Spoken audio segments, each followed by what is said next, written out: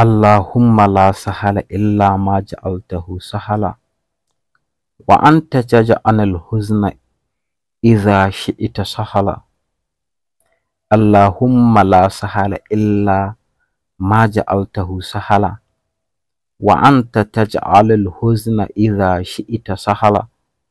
Assalamu alaikum, barkamu da sake kasancewa wannan gidan na Habib Tech Media, inda kuke kasancewa da ni dan uwan ku Habib Abdullahi. A yau insha Allah mun zo muku da addu'ar neman sauki a lokacin wata damuwa. A duk sanda ka shiga cikin damuwa to ka tuna akwai wanda yake warware damuwan nan, kuma ba kowa bane sai Allah subhanahu wata'ala.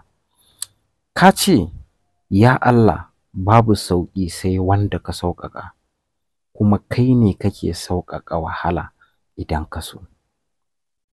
Amfanin yin wannan addu'a tana kwantar da hankali a lokacin damuwa. Ka karanta wannan addu'a ko da a ce lokacin jarrabawa ce, ko wace irin jarrabawa, ko ta neman aiki ko ta wani abu, ko kuma duk wani abu da kake tunanin zai baka damuwa. To insha Allah in ka yi wannan addu'ar abin zai zo maka da sauki.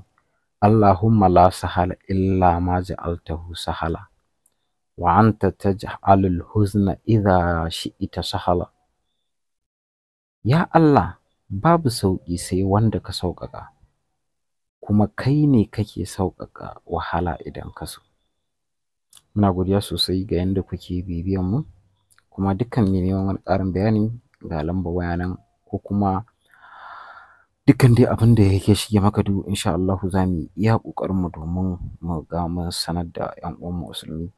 Ya kamata mu dinga kasancewa cikin wannan ladan ta hanyar yi mana sharing a ragowar ƴan uwa musulmi.